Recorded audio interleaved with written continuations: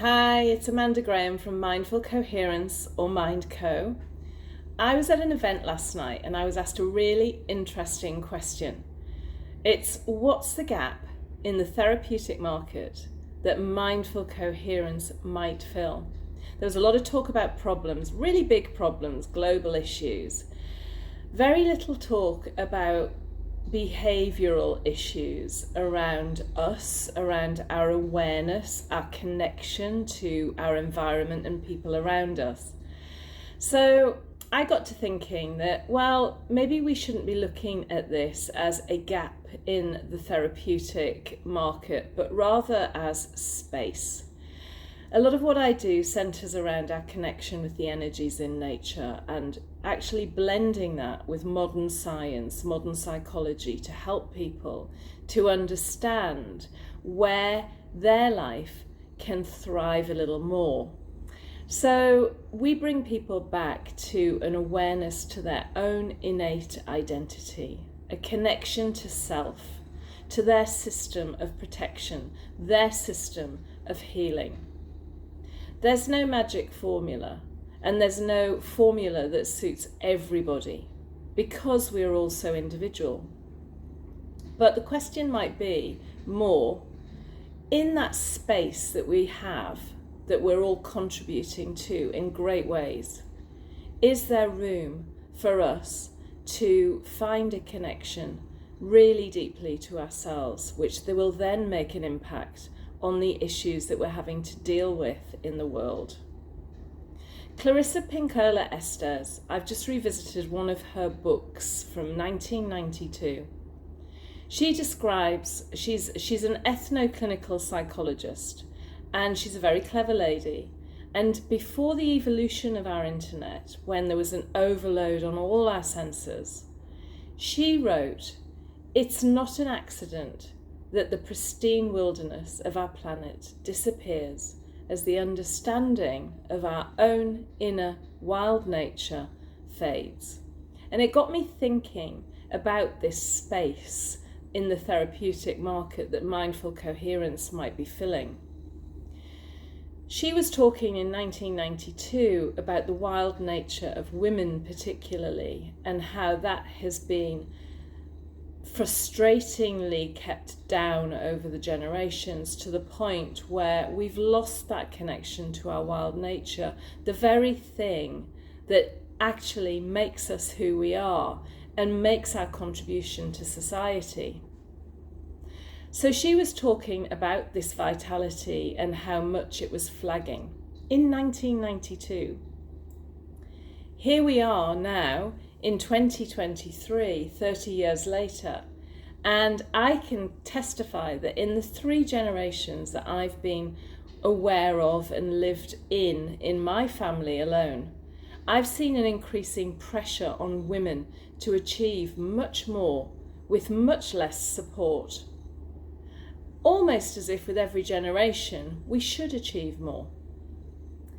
I appreciate that in terms of education particularly, which comes to my mind in my family, it's exceptionally important.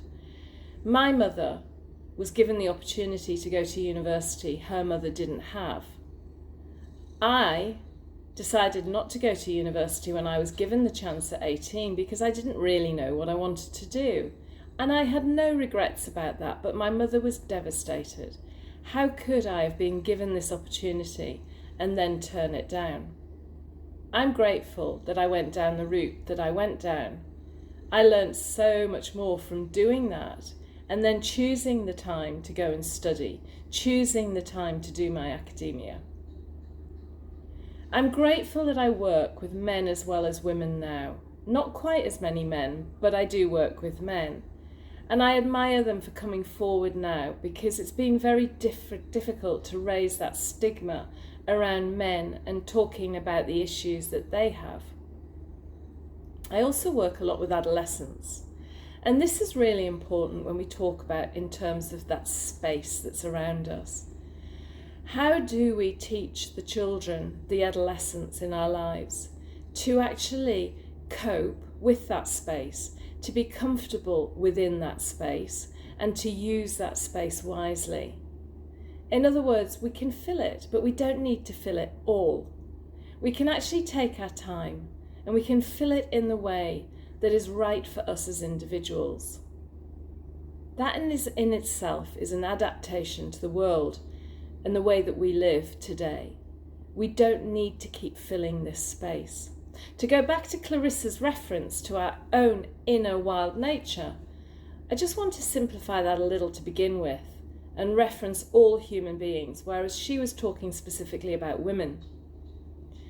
I invite you through Mindful Coherence to begin to connect to your individual nature, your inherent nature, the one that has adapted and changed as you've grown since your conception, and it accommodates all of the energy within your environment, the energy of the people that you surround yourself with in your life, and all of the challenges that you've had to deal with since you were born, but also the joys in your life too. They are super important in terms of filling this space.